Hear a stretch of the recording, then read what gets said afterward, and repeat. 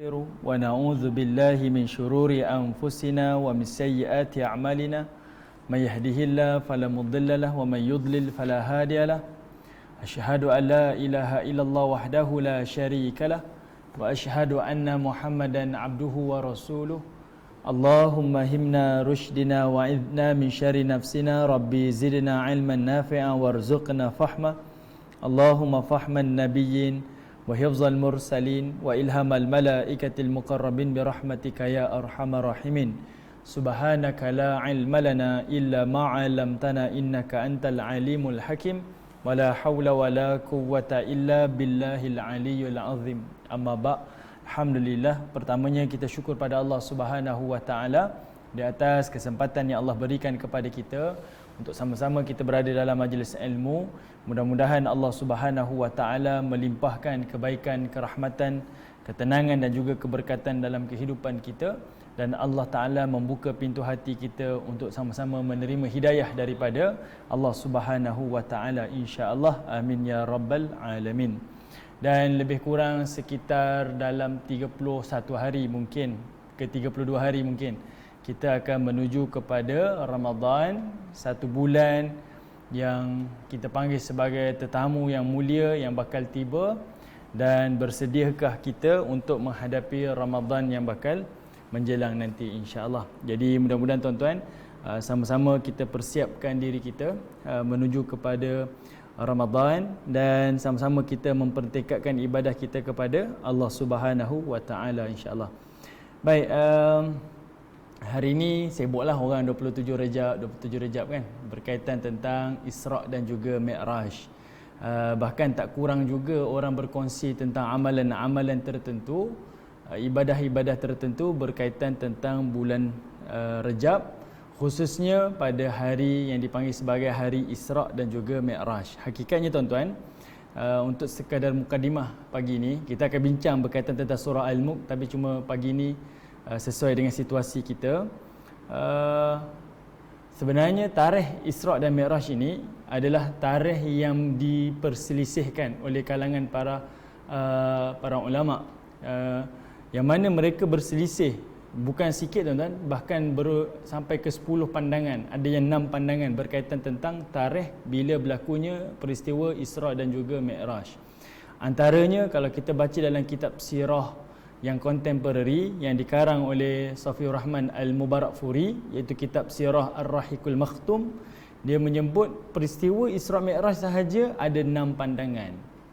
Pandangan yang pertama katanya daripada pandangan Imam At-Tabari. Kata Imam At-Tabari, peristiwa Isra' dan Mi'raj adalah jatuh pada tahun yang pertama kenabian Nabi sallallahu alaihi wasallam. Yang ini yang kita rasa terkejutlah. Maknanya apa? Ini Imam Tabari antara kita kata imam-imam yang muktabar. Tuan-tuan bayangkan, tahun yang pertama Nabi terima wahyu, yang turunnya surah Al-Alaq tu, Iqra' tu di Gua Hira kepada Nabi. Tahun tu juga kata Imam Tabari, Nabi naik dalam peristiwa Isra' dan juga Mi'raj. Itu pandangan pertama. Pandangan yang kedua pula kata, tak, dia adalah jatuh pada tahun yang kelima kenabian Nabi SAW. Maksudnya pada usia Nabi 45 tahun, baru lepas dakwah secara terbuka, Allah Ta'ala angkat Nabi pada peristiwa Isra' dan juga Mi'raj. Ini pandangan daripada Imam An-Nawawi dan juga Imam Qurtubi. Saya hanya nakal saja tuan-tuan, quote sahaja daripada yang direkodkan oleh Safiur Rahman Al-Mubarakfuri. Ini salah seorang ulama sirah kontemporari pada hari ini. Pandangan yang kedua, yang tahun kelima tu Imam An-Nawawi dan juga Imam Qurtubi. Pandangan yang ketiga pula, ini pandangan yang masyhur.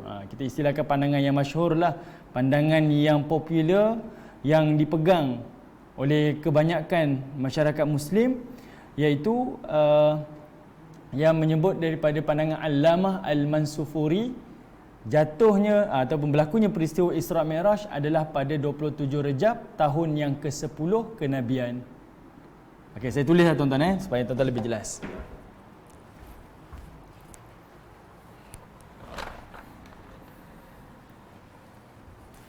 Okey, kalau tuan-tuan baca dalam kitab kitab Rahiqul Makhtum, Kitab Safiur Rahman Al-Mubarakfuri dibagi pada 3.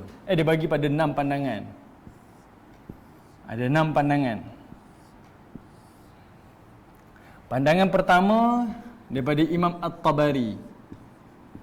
Imam Tabari kata berlaku pada tahun pertama kenabian, bukan tahun pertama hijrah, tahun pertama kenabian. Maksudnya usia Nabi 40 tahun. Imam Nawawi, saya minta maaf tuan-tuan tak tulis nama imam tulis sebab ruang tak cukup Macam mana? Kita tengok sini. Imam Okey. Imam An-Nawawi dan juga Imam Qurtubi, dia kata tahun kelima kenabian. Masa usia Nabi 45 tahun, sekitar tu. Pandangan yang ketiga pula, iaitu pandangan daripada Al-Mansufuri. Dia kata tahun 10 kenabian. Bahkan dia lebih spesifik lagi pula kata, iaitu jatuh pada 27 Rejab. Tapi kalau dalam kitab Bidayah wan Nihayah, Ibnu Katsir kata apa? Ulama hadis memandang tarikh ni adalah tak sahih. 27 Rejab ni, peristiwa Isra dan juga Mi'raj ni yang berlaku 27 Rejab tak sahih. Okey, bahkan ada ibadah-ibadah khusus yang disebutkan sebagai raghaib dalam malam Isra Mi'raj. Ini adalah satu perkara yang tidak ada asal dalam agama. Saya sekadar bawa tuan-tuan untuk kita nampak. Okey, baik. Kenapa tak sahih? Kitab Bidayah wan Nihayah daripada Ibnu Katsir. Okey, saya nak highlight ni pandangan dulu pandangan dulu. Saya sebut pandangan je dahulu. Okey. Maknanya dia tak, yang kata Imam Tabari, Imam Qurtubi, Imam Nawawi ni dia tak bagi tahu bulan berapa. Dia hanya bagi tahu tahun sahaja. Pandangan pertama kata tahun pertama kenabian. Pandangan kedua kata tahun kelima kenabian. Pandangan yang ketiga kata tahun yang ke-10 kenabian. Spesifik lagi 27 Rejab. Pandangan yang tiga berikutnya kata Al-Mubarakfuri,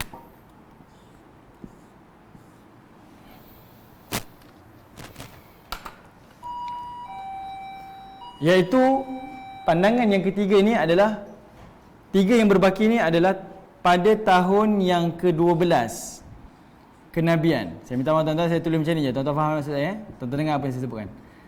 Tahun yang ke-12 kenabian pada bulan Ramadan. Ini. Okey. Tahun yang ke-12 kenabian berlaku dalam bulan Ramadan. Ini pandangan yang pertama. Okey. Pandangan yang kedua, tak, dia kata bukan tahun yang ke-12, tapi tahun yang ke-13 kenabian, tapi berlaku dalam bulan Muharram, dia kata. Okey.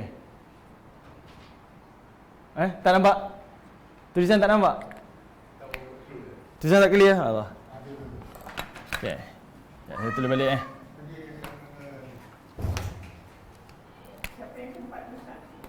Al-Mansufuri. Tahun yang ke-13 kenabian. Mana? Yang ni tak Al-Mansufuri. Yang ni keempat ni. Okey, yang ni pandangan daripada Al-Mubarakfuri. Okey, Kitab Ar-Rahikul Makhtum. Okey, tahun yang ke-13 kenabian. Yang ni dia kumpulkan pandangan para ulama ni. Tahun yang ke-13 kenabian, dia kata berlaku pada bulan Muharram. Okey. Pandangan yang ketiga pula kata tahun yang ke-13 kenabian juga. Ni setahun sebelum Nabi Hijrah. Nabi Hijrah tahun yang ke-14. Okey, tahun yang ke-14 baru Nabi Hijrah. Berlaku pada bulan Rabiul Awal. Okey. Okey, ni berlaku pada bulan Rabiul Awal. Baik, yang saya baca dalam kitab Rahikul Makhtum, dia sebut apa? 3 pandangan yang pertama ni dia tak kata salah dan dia tak kata ditolak. Cuma dia kata kurang tepat, dipertikaikan. Sebab 3 pandangan ni yang utama ni, walaupun disebutkan oleh ulama yang kita kata muktabar, tapi 3 pandangan ni dia berlaku sebelum kewafatan Khadijah binti Khuwailid. Khadijah wafat iaitu pada bulan Ramadan tahun ke-10 kenabian. Okey. Ramadan tahun yang ke-10 kenabian. Sekarang ni Mansufuri paling dekat. Dia kata tahun ke-10 tapi 27 Rejab. Khadijah wafat bulan Ramadan tahun yang ke-10 kenabian. Kenapa? Sebab masa Nabi naik Isra Mi'raj, tak ada orang boleh pertikaikan. Disebut dalam hadis sahih, Nabi terima perintah solat fardu 5 waktu. Jadi para ulama buat kajian, semasa hayat Khadijah tidak ada lagi pensyariatan solat fardu 5 waktu. Yang ada selepas wafatnya Khadijah binti Khuwailid. Jadi 3 pandangan pertama ni adalah masa lagi Khadijah binti Khuwailid masih lagi hidup. Jadi sebab itu mereka mengatakan pandangan ni kurang tepat. Okey. Yang pandangan yang lain, kalau dalam Fathul Bari ada 10 lagi pandangan. Kitab Fathul Bari ada 10 lagi pandangan. Ibn Hajar sebut ada 10 pandangan Isra Mi'raj saja. Dia kata boleh jadi berlaku bulan Ramadan, boleh jadi berlaku pada bulan Muharram, boleh jadi berlaku dalam bulan Rabiul Awal. Yang saya nak highlightkan apa? Kalau ulama pun berbeza pandangan macam ni, bulan bukan sekadar tahunnya, bulan pun berbeza. Macam mana kita nak kata ada puasa khusus Isra Mi'raj 27 Rejab? Macam mana kita nak kata ada ibadah khusus pada malam 27 Rejab yang dikatakan sebagai ibadah hari Isra Mi'raj? Okey, ni para ulama bahkan tak disebut pun sahabat Nabi ada lakukan sekian-sekian perkara dan sebagainya. Okey, daripada pandangan ni yang saya nak kongsikan. Daripada pandangan ni, pandangan mana yang paling rajih? Okey, pandangan mana yang paling rajih? Al-Mubarakfuri juga. Dia yang quote kan. Dia yang sebut. Ya. Dia quote kan daripada pandangan para ulama. Okey. Baik. Al-Mubarakfuri ni dia ulama sirah contemporary lah. Terkenal kitab dia pun, masyhur kitab dia. Kitab Rahikul Makhtum. Dia banyak, kalau baca dalam kitab Rahikul Makhtum ni, dia memang bawa hadis-hadis yang sahih lah. Dan dia bagi tahu apa yang kurang, apa yang lebih. Dan yang lebih menarik lagi kalau baca dalam kitab Rahikul Makhtum ni, mana-mana yang terputus ceritanya tak diketahui, dia akan berhenti kat situ, dia tak akan sambung lagi. Itu antara keistimewaan dia lah. Boleh jadi tuan-tuan boleh cek juga dalam kitab Ibn Qayyim, kitab Zadul Ma'ad, pun menarik juga perbincangan ni. Okey. Sekarang ni antara pandangan-pandangan ni, pandangan mana yang paling kuat? Yang bawah tu lah tadi kita nampak ada bulan Muharram, ada bulan Ramadan, ada bulan Rabiul Awal. Mungkin tuan-tuan lepas ni kalau cerita Isra Mi'raj tak semestinya Rejab lah kan. Muharram boleh cerita. Orang kata Muharram cerita hijrah. Tak juga tuan-tuan, sebab hijrah Nabi bukan pada bulan Muharram. Hijrah Nabi adalah pada bulan Safar, 27 Safar. Dan Nabi sampai ke kota Madinah iaitu sekitar pertengahan ataupun minggu kedua lah, pada bulan Rabiul Awal. Okey. Baik. Pandangan yang rajih yang saya tengok daripada pandangan para sahabat Nabi sallallahu alaihi wasallam, iaitu daripada Ibnu Abbas, Abdullah bin Abbas, dan juga daripada pandangan Jabir radhiyallahu an. Dia kata apa? Pandangan mereka, ni sahabat Nabi yang disebutkan dalam pandangan riwayat Ibnu Abi Syaibah, dia kata apa? Peristiwa Isra Mi'raj adalah berlaku pada bulan Rabiul Awal. Rabiul Awal, sebab hadis Nabi satu riwayat daripada Jabir, dia kata apa? Yang mana wulida Rasulullah amul fil. Nabi SAW dilahirkan pada tahun gajah. Yaumul Itsnain, pada hari Isnin. Thani Ashar min Rabiul Awal, 12 hari bulan Rabiul Awal. Ini pun tarikh kelahiran Nabi pun ada beza-beza. Tak apa tuan-tuan, ini sudut tarikh saja. Cuma saya tekankan tarikh kat sini sebab orang letakkan ibadat spesifik 27 Rejab tu. Itu yang kita nak tengok sikit. Okey, kemudian kata Jabir, dia kata apa? Pada bulan Rabiul Awal juga bukan sekadar Nabi lahir, tapi pada waktu itu juga Nabi SAW dibangkitkan menjadi Rasul. Okey. Dan juga pada Rabiul Awal juga Nabi ni dimi'rajkan ke langit. Maknanya Isra Mi'raj jatuh pada Rabiul Awal. Dan pada bulan Rabiul Awal juga adanya peristiwa hijrah. Maknanya hijrah sampai ke Madinah tu Rabiul Awal. Dan juga pada Rabiul Awal juga adanya kewafatan Nabi SAW. Jadi kata Jabir dan juga Abdullah bin Abbas, pandangan mereka dia berlaku pada bulan Rabiul Awal. Okey.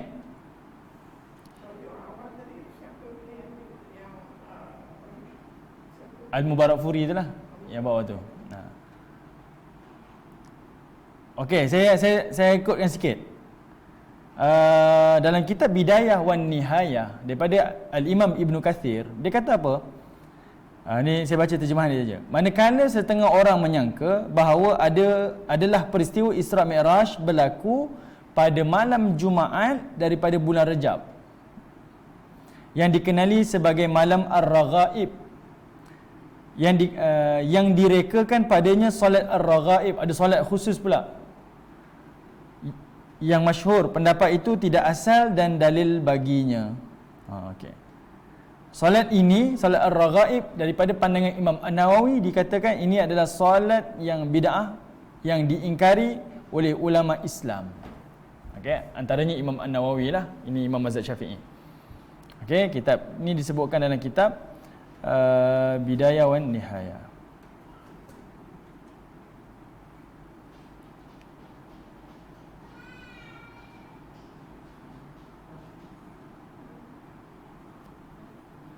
Okey. Namun tuan-tuan, kita sebenarnya yang lebih spesifik lagi adalah bulan Rejab tu. Spesifiknya lagi adalah pada bulan Rejab. Sebab bulan Rejab ni adalah salah satu daripada bulan-bulan yang haram, yang sangat dituntut untuk kita perbanyakkan sedekah, perbanyakkan ibadah, perbanyakkan membaca Quran dan sebagainya. Sebab setiap ibadah kita digandakan dalam bulan haram, dan setiap dosa kita digandakan juga azab dalam bulan haram. Okey, yang itu yang lebih utama. Yang ini yang kita boleh tengoklah dalam hadis-hadis Nabi SAW. Okey. Baik, tuan-tuan, perempuan, ibu-ibu, ayah yang dirahmati oleh Allah. Nak cerita Isra Mi'raj panjang. Kalau nak buat perbincangan pun menariklah. Mungkin tuan-tuan boleh mungkin saya boleh share sikit tuan-tuan. Apa sebab Allah Taala takdirkan peristiwa Isra Mi'raj ini adalah perjalanan daripada Mekah ke Baitul Maqdis, bukan daripada Mekah ke Madinah Al-Munawwarah. Kalau ikutkan perjalanannya patutnya daripada Mekah ke Madinah. Kalau ikutkanlah, sebab barulah nampak kita, barulah bagi peluang pada Nabi ni macam nak melihat mana tempat yang bakal dia hijrah. Nabi tak tahu Nabi hijrah ke Madinah. Tapi kalau Allah jalankan Nabi ke situ, kan kita boleh nampak seolah-olahnya macam riki tempat lah, untuk biasakan Nabi SAW, inilah tempat yang bakal kamu hijrah tahun depan ataupun 2 tahun lagi. Tapi tak berlaku tuan-tuan. Allah jalankan Nabi daripada Mekah ke Baitul Maqdis. Ada beberapa sebabnya. Antaranya tuan-tuan, pertama, sebab Baitul Maqdis adalah kiblat kepada umat Islam pada saat tersebut dan sebelum tu. Okey, mana-mana ahlul kitab kan, sebelum tu memang kiblatnya adalah di Baitul Maqdis. Yang kedua, Baitul Maqdis ini adalah masjid yang kedua yang dibina selepas Masjidil Haram. Jadi Nabi ni berjalan daripada Masjidil Haram menuju ke masjid yang kedua yang dibina di atas muka bumi ni, iaitu Baitul Maqdis. Okay, itu pandangan yang kedua. Pandangan yang ketiga, ini adalah kebersamaan tradisi para anbiya sebelum Nabi SAW. Yang mana para anbiya mereka melakukan hijrah juga.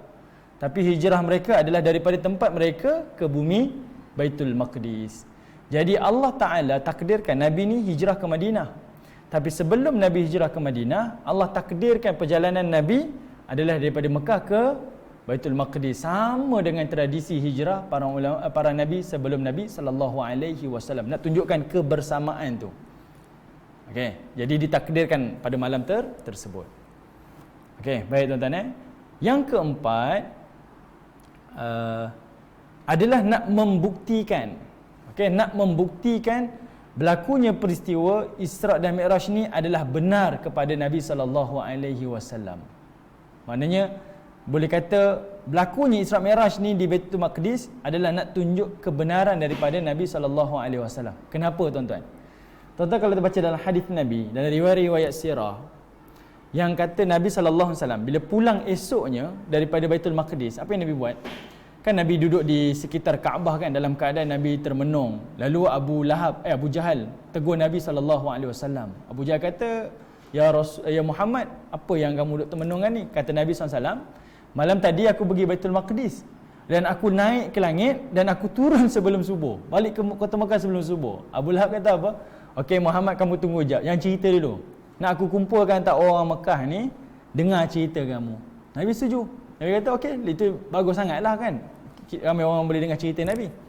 Peluang untuk Nabi berdakwah. Tapi dengan niat hanya Abu Jahal nak kumpulkan orang Mekah masa tu adalah untuk dengar seolah-olahnya ini cerita karut lah daripada mulut Nabi sallallahu alaihi wasallam. Jadi bila dikumpulkan tuan-tuan, Nabi pun ceritalah yang Nabi berjalan pada malam sebelum tu ke Baitul Maqdis dan naik ke langit, turun dan pulang ke Mekah sebelum subuh. Masa tu Abu Jahal dengan ketawanya, orang-orang yang sekitar di Mekah pun mula bertepuk tanganlah, tahniah lah. Akhirnya 10 tahun, 11 tahun berdakwah kat kota Mekah, akhirnya Muhammad pun dah seperti mana yang mereka harapkan, iaitu gila. Kan, dah mula bercerita tentang benda-benda yang tak sepatutnya. Okey, baik tuan-tuan yang dirahmati oleh Allah. Pada waktu itu, orang Mekah tak salah sebodoh, sejahil yang kita sangka. Sebab orang Mekah, antara mereka ada yang bijak dan mereka bertanya. Sebab Nabi tak pernah berbohong, itu rekod dia. Dan orang yang bijak ni dia bertanya, "Ya Muhammad, kalau betul kamu pernah sampai Baitul Maqdis malam tadi, apa yang kamu nampak dekat Baitul Maqdis?" Itu kayu pengukur ni tuan-tuan. Apa yang kamu nampak kat Baitul Maqdis? Pada waktu itu yang Nabi SAW tak tahu. Ana la adri, ma adri. Aku tak tahu pun. Sebab apa Nabi tak tahu tuan-tuan? Sebab Nabi pergi ke Baitul Maqdis adalah transit sahaja. Okey, transit sahaja, bukan Nabi kena sampai, Nabi nak tengok tiang berapa, Nabi tak tahu. Tapi pada saat tersebut tuan-tuan, Allah Ta'ala tunjukkan kepada Nabi SAW, nah Baitul Maqdis, nampak di hadapan Nabi. Nampak berapa tiangnya, pintunya, semua. Bentuk Baitul Maqdis itu jelas di hadapan Nabi SAW. Ini sifat lelaki lah tuan-tuan, sifat lelaki. Saya sendirilah datang ke PMP banyak kali dah. Kalau tanya saya berapa kipas kat PMP ni, saya tak kira tuan-tuan. Saya tak kira, berbeza dengan ibu-ibu kan. Kalau ibu-ibu PMP punya langsir warna apa, dia tahu ni warna sekian-sekian. Memang duduk perhati je kan. Tapi kalau saya wallahualam saya tak tahu. Walaupun datang berkali-kali. Dan itu yang berlaku pada Nabi SAW. Tapi bila ditanyakan macam tu, Allah tunjukkan di hadapan Nabi, ni Baitul Maqdis ni, jelas depan Nabi. Dan Nabi sebut secara tepat berapa pintunya, berapa tiangnya.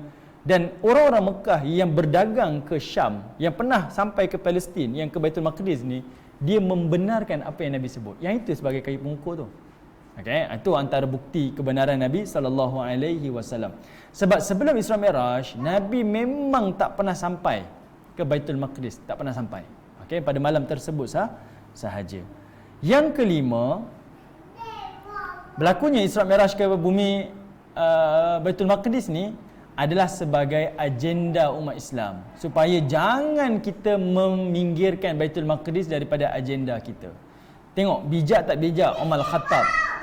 Masa Umar Khattab jadi khalifah, dia melihat apa hikmahnya Allah takdirkan Isra Mi'raj ni Mekah ke Baitul Maqdis. Dia melihat sebenarnya Baitul Maqdis adalah sebahagian daripada kepentingan umat Islam. Sebab itu Umar Khattab zaman dia cuba membebaskan Baitul Maqdis daripada cengkaman orang Nasrani yang memerintah di bumi Baitul Maqdis. Wallahualam tuan-tuan, kalau cerita Isra Mi'raj panjang lagi lah. Tapi ini antara sikit sebanyak yang kita boleh nampak. Tapi yang saya suka tuan-tuan, Isra Mi'raj ni orang selalu kata Isra Mi'raj cerita tentang Nabi sahaja, tak ada pengajaran dalam hidup saya. Tak tuan-tuan, salah. Apa yang Allah takdir dalam sirah, dalam hidup Nabi, itu adalah cerminan kepada kehidupan kita. Maknanya kita tengok sirah ni, kita belajar sesuatu. Apa dia tuan-tuan? Contoh. Tuan-tuan perhatikan, Isra Mi'raj, ada orang cuba pertikaikan. Allah Ta'ala rekod cerita Isra Mi'raj ni dalam surah Isra. Kan? Yang mana Allah Ta'ala sebut, Subhanallazi asra bi'abdihi laylan minal masjidil haram ila masjidil aqsa. Tujuan dia untuk nak bagi tahu ini adalah peristiwa yang sahih. Allah tak sebut satu ayat, satu surah. Allah sebut satu ayat saja. Itu tujuan dia. Nak bagi tahu ini peristiwa yang sahih. Tetapi Allah mulakan dengan kalimah apa? Subhana. Maha suci Tuhan. Dekat situ tuan-tuan kena perasan, sebenarnya Allah Ta'ala nak bagi tahu malam Isra Mi'raj ni malam yang penuh keajaiban, yang melanggar sunnatullah, yang melanggar hukum fizik, hukum alam, hukum dunia. Semua langgar tuan-tuan. Nabi dibedah. Kan dari riwayat Imam Muslim, major operation yang kita panggil. Nabi dibedah pada malam tersebut. Nabi naik burak, kenderaan yang paling laju daripada cahaya. Kalau kita punya teknologi, tuan-tuan, manusia teknologi, kenderaan yang laju ni dia menghasilkan bunyi yang kuat, bising kan, F1 ke jet ke kapal terbang mesti kuat. Tapi burak senyap. Dia mesra alam tuan-tuan. Okey, tak ada masa dia melintas Mekah ke Palestin tu, tak ada lagi dengar cerita riwayat ada orang mati, pekak telinga, pecah rumah kerana kelajuan burak, tak ada. Nak kata ini teknologi Allah, benda yang melanggar hukum fizik, hukum alam. Tapi Allah kata malam yang penuh keajaiban tu, yang dimuliakan, yang dibesarkan bukan Nabi SAW, tapi siapa? Allah kata Subhanallazi asra bi'abdi. Maha suci Tuhan yang menjalankan hamba-Nya. Yang besar adalah Allah.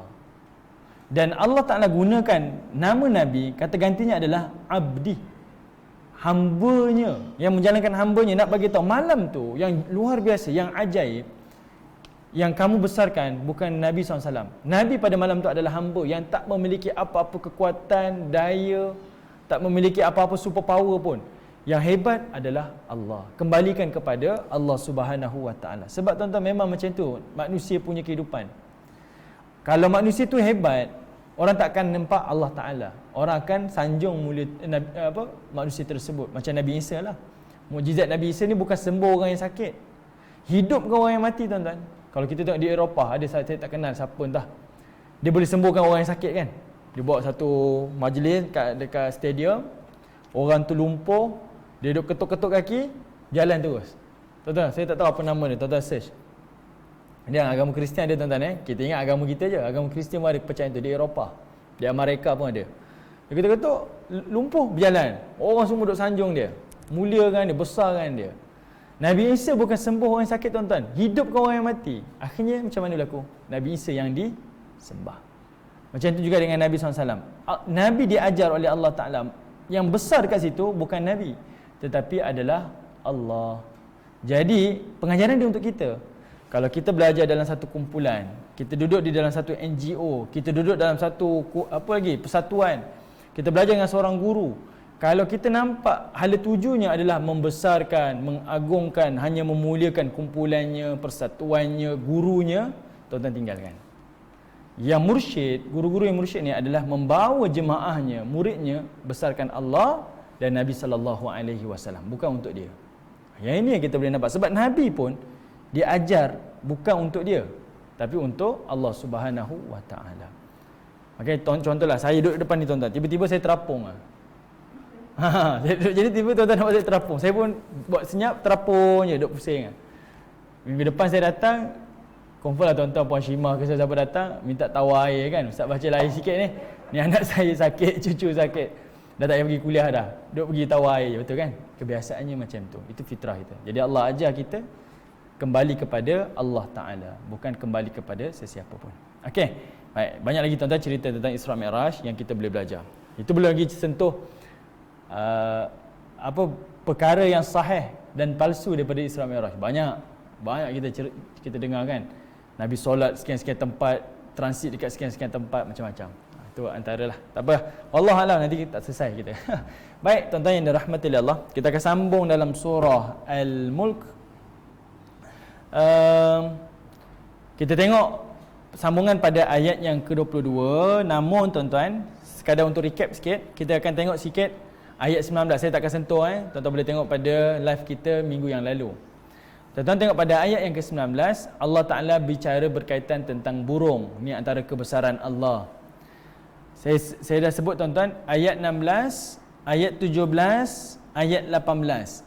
Allah memberitahu pada ayat 16, Allah boleh tukar alam ni daripada alam yang dipenuhi dengan ketenangan, kebahagiaan, Allah boleh tukar, berubah menjadi satu azab dan bencana. Itu kuasa Allah yang manusia tak boleh larang, tak boleh halang.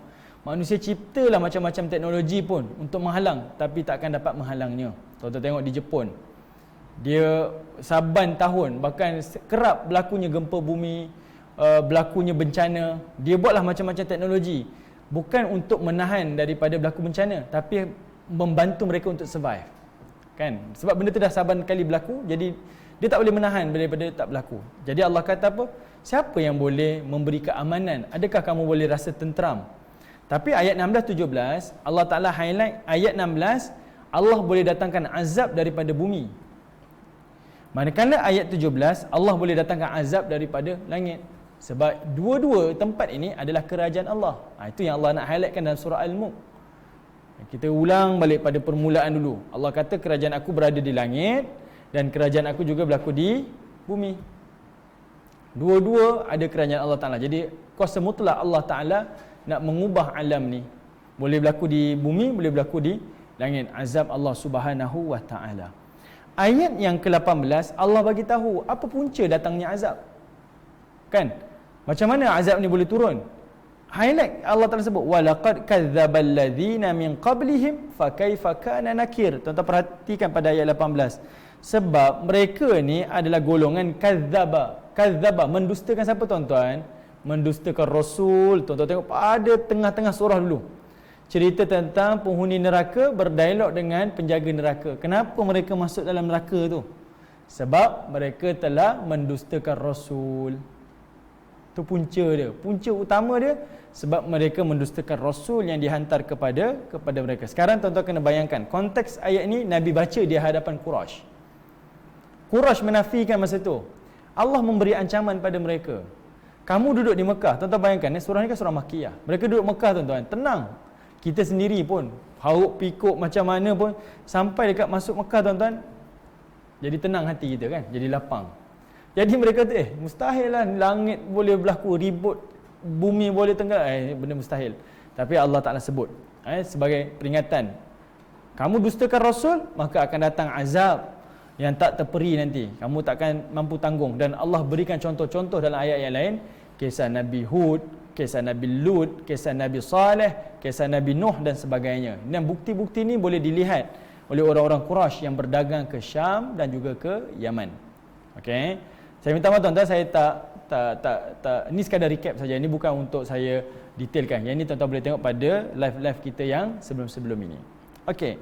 Baik, daripada ayat 18 masuk ayat ke-19, Allah cerita kebesarannya, kerajaannya, kekuasaannya yang lain. Apa dia? Iaitu Allah Ta'ala berbicara berkaitan tentang burung yang berterbangan. Kemampuan burung berterbangan tu lihat kepada kekuasaan Allah Subhanahu wa Ta'ala. Kan, macam mana burung boleh terbang? Kerana bulunya yang ringan, tulang belulangnya yang ringan, dan sayapnya bila dia mengepak, dia mengucup, semuanya membuatkan dia terapung di langit, terbang kan. Ini semuanya adalah kebesaran daripada Allah. Tetapi Al-Alusi dalam kitab tafsir dia memberitahu kaitan cerita azab tadi, azab di langit di bumi kerana mereka mendustakan Rasul pada umat-umat terdahulu. Tup-tup lompat cerita tentang burung sebenarnya adalah kaitan konteks kepada Quraisy. Yang mana Quraisy mungkin tak boleh bayang, takkanlah mendustakan Rasul kami boleh diazab. Kan? Datang azab sekian-sekian. Lalu Allah datangkan cerita burung, bukan sekadar nak bagi tahu burung sahaja yang hebat. Kerana Allah Ta'ala dengan sifat Rahman. Tapi Allah Ta'ala nak memberitahu kepada kita, yang mana kepada Quraisy juga, kamu tengok flashback, throwback 75 tahun yang lalu lebih kurang. Ataupun 80 tahun yang lalu. Bahkan mereka yang hidup masa 80 tahun yang lalu mungkin masih hidup lagi pada waktu itu, iaitu kisah tentang burung ababil yang telah menyerang tentera Abraha yang ingin menyerang kota Mekah Al-Mukarramah. Tentera Abraha tuan-tuan daripada Yaman, Dia bawa 60,000 tentera, bukan 6,000, bukan 600, 60,000 tentera bersama dengan 11 ekor gajah yang besar-besar tuan-tuan, yang pelik-pelik. Gajah ni dia adalah haiwan yang besar, yang dia bukan duduk di kawasan tanah Arab. Orang Arab tengok gajah tuan-tuan unik, pelik. Dia ni binatang apa ni? Sebab dia satu macam raksasa besar. Okey, jadi dia menakutkan orang Mekah. Tapi Allah Taala bagi tahu, siapa yang menjaga keselamatan kamu di kota Mekah waktu itu? Sedangkan kamu tak ada tentera. Ini kita kata nanti ayat depan ni. Kita tak ada perlindungan, tak ada apa-apa pun. Tetapi Allah datangkan burung ababil. Okey, di situ orang Quraisy boleh relate. Azab ni yang datang daripada langit, daripada bumi ni, tengok Allah Ta'ala telah ciptakan burung yang menyelamat, melindungi tanah air kita lebih kurang 80 tahun yang lalu. Ni kisah barulah kita kata tuan-tuan. Macam kita cerita merdeka lah tuan-tuan. Kita dah sambut merdeka 60 tahun lebih kurang kan, 60 tahun yang lalu. Cerita tu fresh lagi. 60 tahun waktu merdeka ni bukan benda lama lah, bukan 100-200 tahun. Baru 60 tahun baru lagi. Macam itulah kisah burung ababil dan tentera Abraha ni. Kisahnya di Mekah tu adalah kisah yang baru. Mereka dah lihat dan mereka dapat nampak gambaran macam mana bantuan Allah, kebesaran Allah Subhanahu Wa Taala pada peristiwa tersebut. Jadi Allah Taala highlightkan. Dalam masa yang sama Allah Taala tekankan kenapa burung boleh berterbang? Sebab adanya Ar-Rahman. Tuan-tuan tengok pada ayat 19 tu. Kerana adanya Ar-Rahman, sifat pemurah Allah Taala. Kita boleh kaji tuan-tuan, burung tu terbang kerana sayapnya, kerana bulunya, kerana tulang belulangnya, kerana tarikan buminya, macam-macam kita boleh kaji. Tapi yang paling dalam, yang paling mudah untuk diulas, sebab ayat ni nak highlight tentang kerajaan Allah kan. Kamu boleh tengok kehebatan burung berterbangan ni, ciptaan dia. Tapi yang paling mudah Allah kata, ni kerajaan aku. Kerana sifat aku burung tu terbang. Mudah je. Sebab ada orang pertikaikan, kenapa Allah Ta'ala nak kata burung terbang kerana Ar-Rahman? Macam tak ada knowledge yang saintifik nak dihuraikan. Kita kena faham, konteks surah ni adalah cerita tentang pentadbiran Allah, kerajaan Allah. Dia cerita tentang diri dia. Jadi Allah kata sebab Ar-Rahman, sifat pemurah akulah burung tu terbang. Mudah je. Okey. Kemudian ayat yang ke-20. Okey, tuan-tuan perhatikan ayat yang ke-20. Allah Subhanahu Wa Taala cerita pada ayat yang ke-20, iaitu Allah gunakan ayat amman hadzal ladzi huwa jundul lakum yansurukum min dunir rahman inil kafiruna illa fi ghurur. Amman hadzal ladzi yarzuqukum in amsaka rizqah bal lajju fi utuwin wa nufur. Pada ayat 20-21 Allah tekankan dua perkara.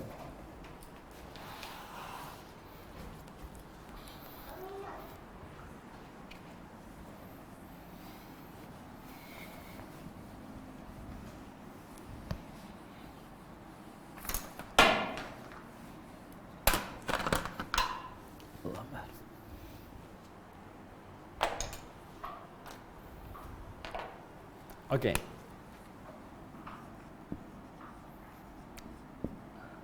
Ayat 20. Minggu lepas kita dah sentuh sikit tapi tak detail lah kan, sebab kita dah hujung-hujung kelas masa tu. Ayat 20 Allah Ta'ala bicara berkaitan tentang jundun, tentera. Ada kalimah tentera kat situ, jundun.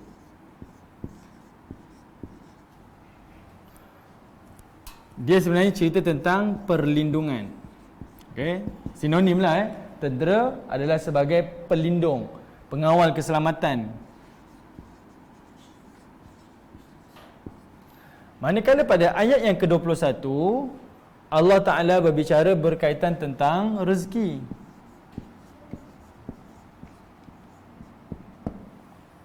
Okey, Allah Ta'ala bicara berkaitan rezeki.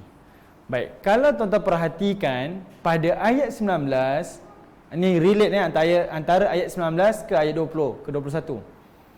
Pada ayat 19 Allah bukan sekadar nak cerita tentang burung saja, tapi Allah Ta'ala nak bagi tahu burung boleh berterbangan adalah kerana sifat Ar-Rahman. Sifat Allah ni, Ar-Rahman kat sini.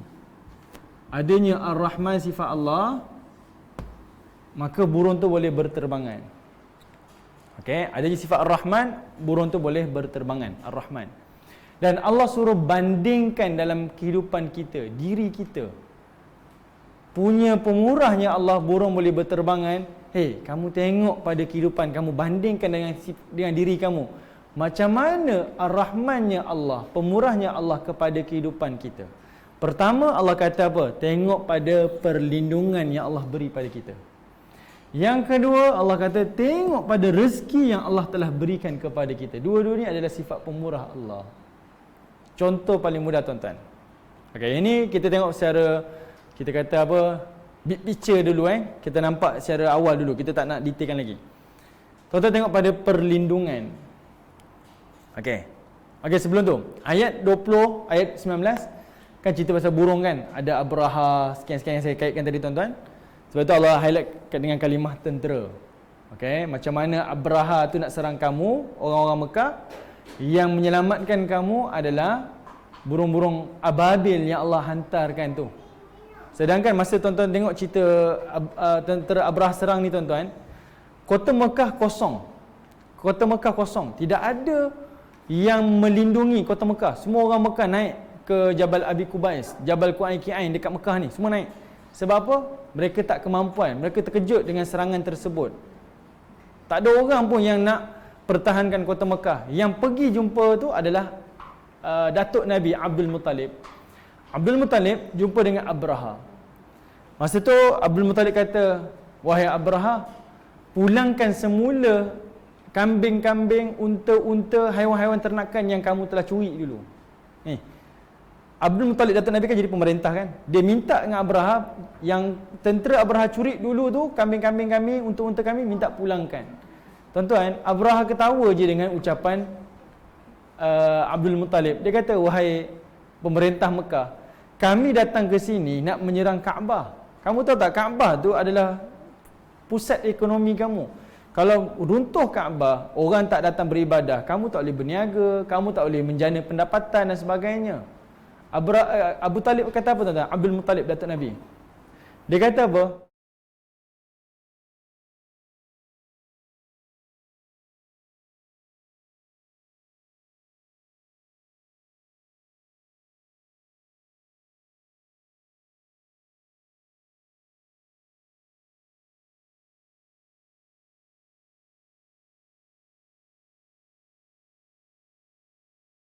Okay, baik. Sekarang ni Allah nak bagi tahu sifat Ar-Rahman Allah yang Allah tadi bagi bandingan. Tengok burung, kamu akan nampak sifat pemurahnya Allah. Burung boleh berterbangan. Tapi kamu bandingkan dengan diri kamu. Allah Ta'ala ada sifat pemurah kepada kita tuan-tuan. Satu dari sudut perlindungan, satu lagi dari sudut rezeki kita.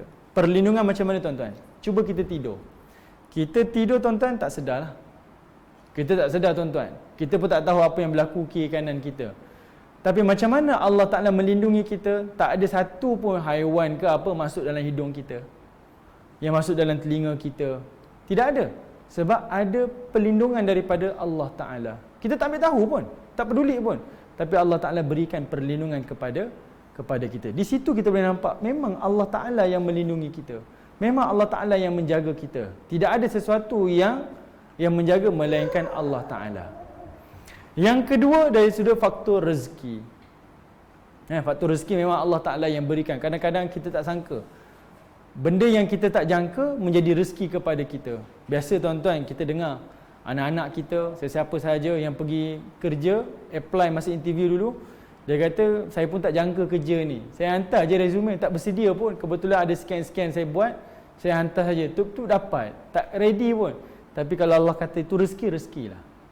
Okey? Itu adalah sifat pemurah daripada Allah Subhanahu wa Ta'ala. Bahkan contoh paling dekat musim PKP. Saya minta maaf, contoh paling mudah. Ada orang yang terhalang kerjanya, terhalang sumber rezekinya, pendapatannya tidak ada, dibuang kerja. Kan dalam tempoh PKP ni tuan-tuan. Tapi sepanjang kita PKP hampir 2 tahun ni tuan-tuan, setahun lebih dah genap dah ni. Tak ada lagi yang kata kita tak makan, tak ada makanan di atas meja makan rumah kita. Tak ada lagi tuan-tuan. Walaupun susah macam mana, tetap ada rezeki yang sampai dekat rumah kita. Tetap ada. Sama ada melalui usaha kita ke, sama ada pemberian orang ke, tetap ada rezeki. Di situ adanya Ar-Rahman Allah Ta'ala kepada kita. Itu relate yang Allah Ta'ala nak highlightkan. Okey, baik. Sekarang kita masuk kepada tafsiran ayat. Ni nak bagi gambaran sahaja.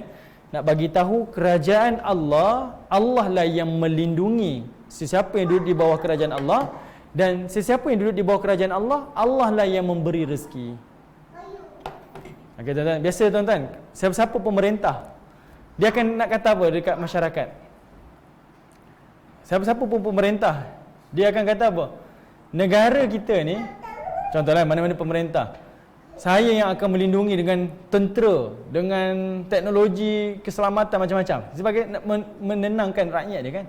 Yang kedua, dia nak menjamin rezeki. Saya nak beri satu contoh macam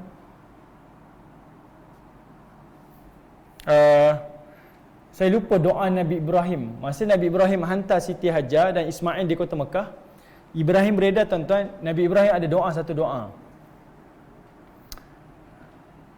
Nabi Ibrahim ada minta dua doa. Saya lupa satu doa ni. Doa tu dalam surah Al-Baqarah. Pertama, Nabi Ibrahim minta keamanan. Okey, Nabi Ibrahim minta keamanan. Yang kedua, Nabi Ibrahim minta rezeki daripada Allah Subhanahu Wa Taala. Kalau tuan-tuan boleh bantu saya, tuan-tuan tolong search. Nabi Ibrahim ada minta dua perkara. Pertama, iaitu keamanan, dan yang kedua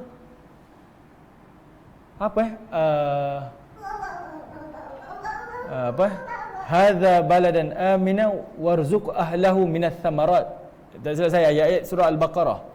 Tuan-tuan kalau buka surah Al-Baqarah, tuan-tuan tengok muka surat yang belah kiri tu. Macam mana ayat dia, saya lupa. Hadza baladan amina. Nabi Ibrahim minta jadikan negeri ini. Rabbi ja'al hadza baladan amina. Ya Allah, jadikan negeri ini baladan amina, negeri yang aman. Warzuq ahlahu minas thamarat, dan kau berikan rezeki kepada penduduknya daripada macam-macam rezeki daripada engkau lah, minas thamarat. Baik, tuan-tuan perhatikan Nabi Ibrahim minta dua perkara. Okey, saya sentuh sikit tuan-tuan . Okey. Baik. Kalau tuan-tuan perhatikan, masa Nabi Ibrahim keluar daripada kota Mekah, tinggalkan isteri dan anaknya, Nabi Ibrahim minta dua. Pertama, minta keamanan. Yang kedua, minta rezeki.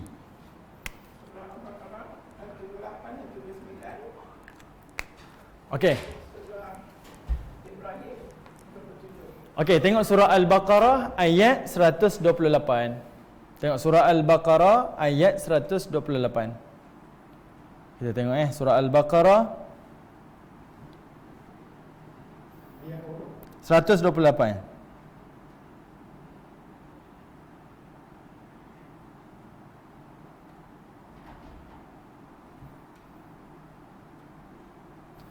Okey, saya search sekejap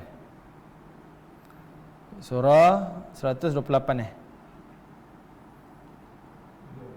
Ada?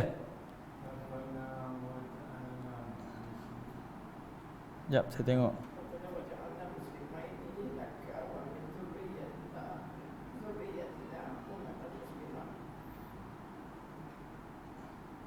Bukan. Bukan ayat ni, bukan ayat ni.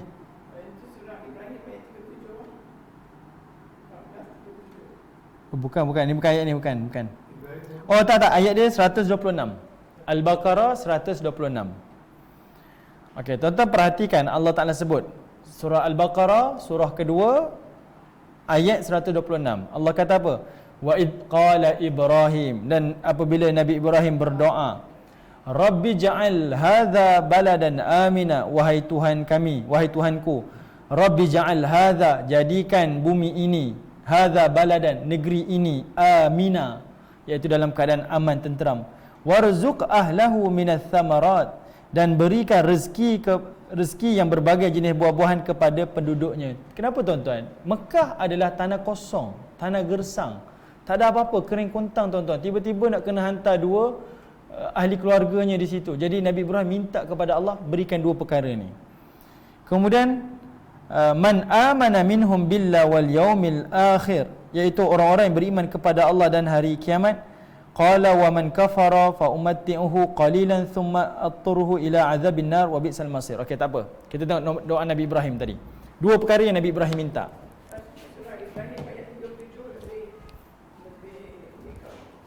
Apa surah Ibrahim? Okey, surah Ibrahim ayat 37. Okey, kita tengok dulu surah Ibrahim. Okey, tengok surah Ibrahim, surah yang ke-14 ayat yang ke-37.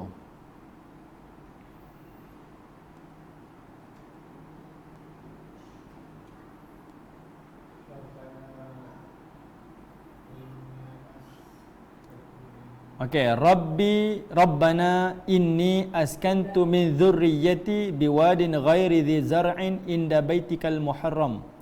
Rabbana liyuqimus shalah faj'al af'idatan minan nas tahwi ilaihim warzuqhum minats thamarat la'allahum yashkurun. Wahai Tuhan kami, sesungguhnya aku telah menempatkan sebahagian dari zuriat keturunanku di lembah Mekah, itu yang tidak ada tanaman padanya, di sisi rumahmu yang diharam mencerobohinya. Wahai Tuhan kami, supaya mereka mendirikan salat, iaitu Nabi Ismail dan juga Siti Hajar kan, mendirikan salat. Oleh itu jadikanlah hati sebahagian daripada manusia tertarik kepada mereka, iaitu kota Mekah, supaya datang beramai-ramai ke situ dan kurniakan rezeki kepada mereka dari berbagai jenis buah-buahan dan hasil tanaman, semoga mereka bersyukur. Okey, baik, tak apa. Yang ini pun sebahagian daripada doa Nabi Ibrahim. Banyak doa Nabi Ibrahim dalam Quran, tuan-tuan. Okey, sekarang kita tengok Nabi Ibrahim minta dua tadi. Dalam surah Al-Baqarah ayat 126. Al-Baqarah 126 ayat 126. Pertama minta amanah kan? Keamanan. Satu lagi minta warzuq ahlahu. Minta rezeki minas thamarat. Okey, minta rezeki. Tuan-tuan perhatikan doa Nabi Ibrahim yang dua ni Allah jawab sebenarnya. Allah jawab dalam dua surah yang berturutan. Amanah ni, keamanan ni Allah jawab dalam surah Al-Fil, dan rezeki kepada penduduk Mekah ni Allah jawab dalam surah Quraisy. Ni surah yang berturutan, tuan-tuan. Bila surah Al-Fil, Allah Ta'ala buktikan Mekah dilindungi berkat doa Nabi Ibrahim. Surah Quraisy, Allah jamin rezeki kepada orang Quraisy, kepada orang penduduk Mekah berkat doa Nabi Ibrahim. Dan dua tu sebut juga dari sekali dalam sini, keamanan, perlindungan, dan satu lagi rezeki. Kalau kita rasa doa Nabi Ibrahim ni macam doa biasalah minta perlindungan, tuan-tuan, tak. Kalau dari sudut ilmu kenegaraan, keamanan di sini ni keamanan, keharmonian, kan? Maknanya negara tenteram, semua aman damai, itu masuk amanan. Rezeki dekat sini kelestarian ekonomi. Itu maksud dia, kelestarian ekonomi. Maknanya ekonomi berlangsung dengan sangat baik. Dia tak tercatur, tak tergugat ekonominya, semua orang dalam keadaan ada sumber pendapatan itu. Dan Allah Ta'ala bagi tahu, ni kerajaan aku. Sebab tuan-tuan, saya nak bagi apa kat tuan-tuan? Mana-mana negara, mana-mana pemerintahan dunia, kerajaan mana-mana pun, dia akan jaga dua perkara ni, tuan-tuan. Ketenteraan untuk keselamatan kan, perlindungan, keamanan negara dia. Kedua, kelestarian ekonomi. Betul?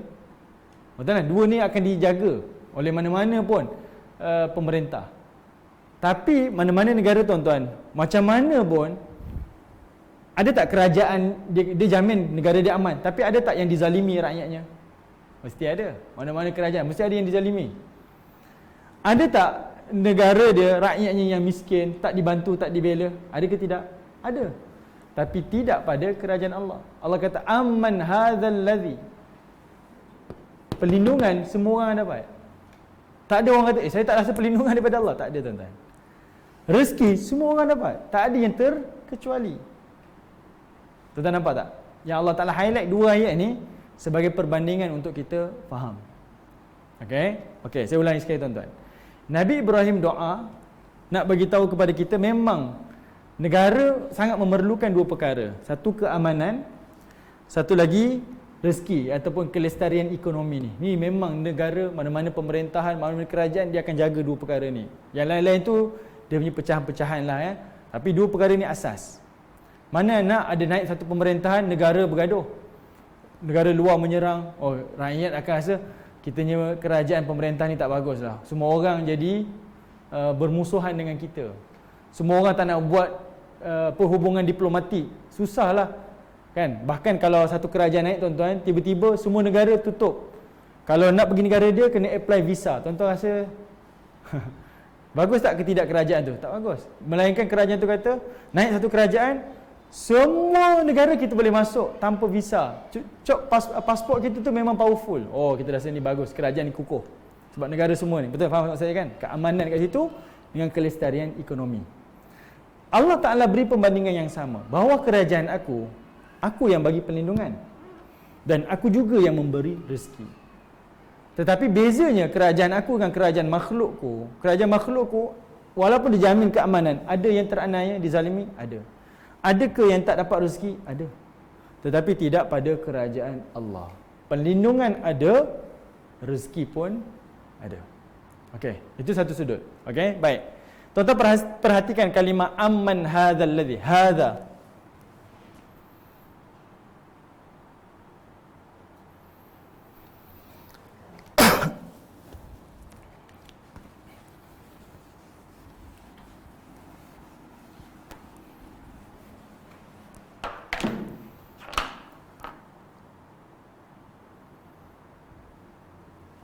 Okey, tuan-tuan perhatikan kalimah hadza. Minggu lepas kita ada sentuh sikit je. Allah Ta'ala nak bagi tahu kepada orang kafir ataupun orang muslimin yang tak berapa yakin dengan Allah Ta'ala. Allah Ta'ala nak bagi tahu, kalau kebergantungan kamu selain daripada Allah, dari sudut perlindungan dan juga dari sudut rezeki, ini dia kata rezeki saya, mulut kata Allah lah, tapi hati rasa tak tenteram, kan? Sebab dia rasa rezeki dia bukan pada Allah, tapi pada makhluk, pada duit. Allah kata apa? Kalau kamu bergantung daripada ini, para ulama tafsir kata apa tuan-tuan? Allah tak sebut nama benda tu. Sama ada berhala ke, sama ada jawatan ke, sama ada harta ke, kedudukan ke, Allah tak sebut. Allah guna hadza, nak bagi tahu benda tu tak ada nilai pun. Macam kita tak ingin nak sebut, macam tak suka sungguh nak kata benda tu tak ada apa-apa pun. Kalau benda tu bernilai tuan-tuan, Allah sebut. Sebab ni dirakam dalam Quran tuan-tuan. Allah kata hadza, benda ni saja. Alah, macam kita tuan-tuan tak suka kan, tak suka menyampah sungguh, kita tak sebut nama orang tuan-tuan. Alah, si Polan tu. Kalau orang kampung saya sebut si Polan tu, dia bukan si Fulan, si Polan tu. Memang tak suka sungguh, memang tak nak sebut nama dia. Allah kata hadza, aman hadza, ni benda ni, berhala ke, jawatan ke, kalau kamu rasa itulah yang memberi kamu perlindungan, itu yang beri kamu rezeki, tuan-tuan tengok Allah jawab apa lepas ayat tu. Okey, ini tak ada nilai tuan-tuan, kalimah hadza tu. Allah kata, Allah Ta'ala kata apa? Inil kafiruna illa fi ghurur. Sebelum tu tuan-tuan, Allah kata apa? Yansurukum min dunir rahman, yang menolong kamu, yang memberi perlindungan kepada kamu, sebenarnya adalah Tuhan Ar-Rahman, Tuhan yang pemurah, yang melindungi kamu, bukan makhluk yang lain. Tapi bila kamu rasa ada tentera yang melindungi kamu selain daripada Tuhan Ar-Rahman, Tuhan yang pemurah, iaitu Allah, inil kafirun, sesungguhnya orang kafir itu illa fi ghurur, tidak lain dan tidak bukan hanyalah dalam keadaan ghurur. Ghurur tu adalah dalam keadaan tertipu. Okey, ghurur di situ adalah kalimah tertipu. Baik, tuan-tuan perhatikan kalimah ghurur ni ada beberapa pandangan para ulama.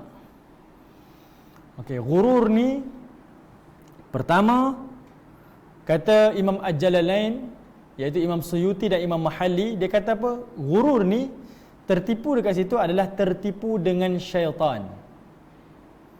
Okey, siapa yang tertipu? Orang kafir. Orang kafir ni tertipu dengan syaitan.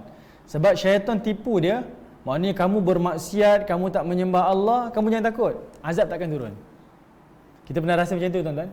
Pernah kita buat maksiat seolah-olahnya kita tak akan diazab. Kita tak rasa terancam pun dengan dosa maksiat kita buat. Itu dalam keadaan ghurur, tertipu dengan tipu daya syaitan. Itu pandangan pertama. Pandangan yang kedua, Ibnu Katsir sebut, tuan-tuan. Ibnu Katsir sebut lagi, saya rasa mendalam. Ibnu Katsir kata apa?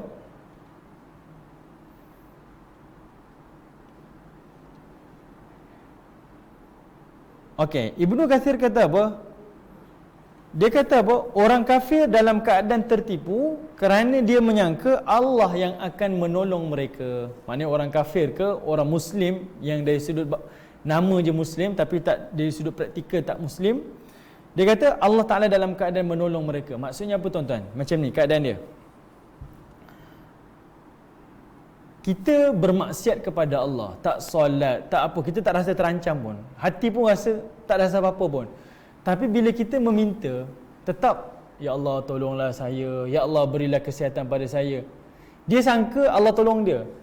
Kata Ibnu Abbas, macam mana Allah nak tolong kamu sedangkan kamu duduk dalam keadaan kamu dimurkai oleh Allah? Kamu duduk dalam keadaan kamu dibenci oleh Allah. Macam mana Allah nak sayang kamu? Macam mana Allah nak bantu kamu? Yang itu namanya ghurur, tertipu. Okay? Dia tertipu dengan diri dia sendiri, tertipu dengan keadaan dia. Ini satu lagi tuan-tuan. Nabi SAW, zaman Nabi, Nabi mengenali Muslim bukan pada nama dan juga bukan pada pakaian. Hari ini kita kenal Muslim atas nama kan. Orang yang masuk Islam pun kita tukar nama, paksa juga tukar nama, bin Abdullah. Ini satu isu lah, tak apalah tuan-tuan, ini perbincangan lain lah. Tapi kita tengok sahabat-sahabat Nabi pun tak tukar nama. Melainkan nama tu tak baik, Nabi minta tukar. Okay? Jadi Nabi sebenarnya menilai Muslim, mukmin tu bukan pada nama dan juga bukan pada pakaian. Apatah lagi zaman tu mereka satu bangsa. Pakaiannya sama, Abu Jahal pun dengan pakaian dia sama macam pakaian orang muslimin saat tu. Okay, mereka pun ada serbannya, ada jubahnya, sebab itu pakaian tradisi dia. Yang membezakan Muslim dan tak Muslim adalah pada amalan dia. Dan lebih spesifik lagi adalah pada solat dia. Sebab itu Nabi sebut solat itu adalah tiang. Dia tinggalkan solat, sama dia macam orang kafir. Sebab zaman Nabi, konteks dia, nama sama. Kan? Nama sama. Nama bahasa Arab juga. Pakaian sama. Apa beza dia? Tak solat. Sebab dari sudut amalan, praktis dia tak nampak macam Muslim. Sebab itu hari ini kita jadi susah Muslim tak Muslim. Sebab kita menilai, membandingkan hanya pada nama. Dia tak beramal, beramal ke tak beramal, tak kisah, tak peduli. Yang penting nama dia Muslim, pakaiannya macam orang Islam. Tapi kalau yang lebih tepat lagi sepatutnya macam Nabi buat, iaitu pada amalan. Apa guna kalau dia Muslim tapi dia tak solat, kan? Dari sudut nama je Muslim tapi dia lebih jahat daripada orang bukan Muslim. Makanan kadang-kadang kalau menjual lah, berniaga kan, kurangkan timbangan. Apa beza dengan orang Muslim, non-Muslim? Non-Muslim tuan-tuan berniaga, saya minta maaf, ini bukan nak compare ke apa, tapi kita orang Muslim sepatutnya tengok pada yang Nabi buat. Produk non-Muslim, produk Muslim jarang ada cop halal, jarang. Sebab apa? Namanya cukup dah. Yang keluarkan siapa? Ustaz Izzuddin keluar produk. Ni halal, ni confirm halal. Tapi yang diiktiraf cop halal dekat JAKIM kebanyakan produk non-Muslim. Sepatutnya dekat situ cabaran kita, saya walaupun Muslim saya pun nak cop halal supaya dia bukan nak kata halal tapi bersihnya. Sebab kalau tuan-tuan SOP nak dapat cop halal ni dia macam-macam. Dia tengok dari sudut kualiti sumber makanan, macam mana tempat proses, bersih tak bersih, sisa buangan dia macam mana. Macam mana Muslim boleh nak usahakan piawaian standard tu dia dapat capai, kenapa kita Muslim tak capai? Nampak? Dari sudut macam tu kita boleh nampak. Sebab itu Nabi ajar kita lihat dari sudut amalan dia. Itu membezakan Muslim tak Muslim, bukan pada nama, juga bukan pada pakaian dia. Okey. Baik, tuan-tuan yang dirahmati oleh Allah. Jadi Allah kata apa? Sini orang kafir tertipu. Tertipu dengan jawatan dia. Bila dia ada jawatan, bila dia ada kuasa, bila dia ada ni, dia akan rasa dirinya terlindung, dia rasa dirinya selamat. Okey. Macam mana yang tuan-tuan tengok pada surah Al-Lahab? Abu Lahab yang dia yakin Muhammad cakap betul. Sebab dia kenal anak buah dia. Tapi bila Nabi berdakwah dia tolak. Dan disebut, kalau Muhammad sebut benda yang betul, aku akan tebus kesalahan aku di hadapan Tuhan Muhammad nanti dengan hartaku dan zuriat aku. Ini Abu Lahab sebut tuan-tuan. Dan Allah Ta'ala jawab tabat yada abi lahabin wa tab ma aghna anhu maluhu wa ma kasab. Celakalah kedua tangan Abu Lahab dan Abu Lahab, dan binasalah hartanya dan zuriatnya tak akan menjadi manfaat kepadanya pada hari kiamat. Sebab ayat kedua surah Al-Lahab tu kita rasa, kenapa tiba-tiba dikaitkan dengan harta Abu Lahab, dengan zuriat Abu Lahab? Sebab Abu Lahab bercakap, kalau dia salah, Muhammad betul, aku akan tebus dengan hartaku, dengan zuriat aku di hadapan Tuhan Muhammad dekat hari akhirat. Dan Allah kata takkan jadi manfaat pada dia. Okay? Sebab bila seseorang ada benda-benda ni tuan-tuan, dia mula merasakan itulah yang melindungi dia, itulah yang menyelamat dia, bukan Allah Subhanahu Wa Taala. Siapa yang dalam keadaan macam tu, dia tertipu. Okay? Dalam keadaan macam tu dia tertipu. Saya lupa tuan-tuan, saya baca dalam kitab mana, dia ada sebut kebanyakan kita yakin dengan rezeki di tangan kita, tapi tak yakin dengan rezeki yang berada di tangan Allah. Saya rasa benda tu kita tak boleh nafikan. Walaupun mulut kita kata tak lah, tapi hati kita macam tu tuan-tuan. Ada rezeki dekat tangan kita, kita rasa tenang, kita rasa okey lah, saya boleh buat macam-macam. Tapi kita tak tahu tuan-tuan, duit kat tangan kita tu boleh jadi tiba-tiba keluarga kita sakit, dah kena belanja, kereta rosak, dah kena belanja itu ini kan.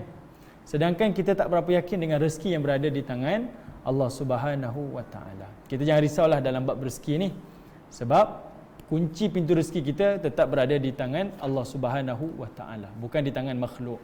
Orang tak boleh sailang kita, orang tak boleh buat apa-apa pada kita pun. Kadang-kadang kita terlalu rasa takut tu. Contohlah kalau kita kan, Kominda nak berniaga ni, kedai seberang sana buka juga kedai macam kita pun kita rasa itu satu persaingan, dan kita rasa kita rugi ni sebab dia lah ni. Tuan-tuan, kita buat apa yang kita perlu buat. Okay, jangan duk salahkan orang sana, orang sini. Ini kita nasihat untuk saya juga. Lepas ni kita sama-sama nak pergi kan ke arah tu. Sebab rezeki kita di tangan Allah Ta'ala. Okay, tak ada orang boleh kacau rezeki kita, melainkan Allah Ta'ala yang menghalang rezeki tersebut, bukan orang tersebut. Orang tu tak boleh buat apa-apa pun dengan kita. Okay, baik tuan-tuan yang dirahmati Allah. Jadi kat situ ada kalimah ghurur. Jangan sampai tertipu.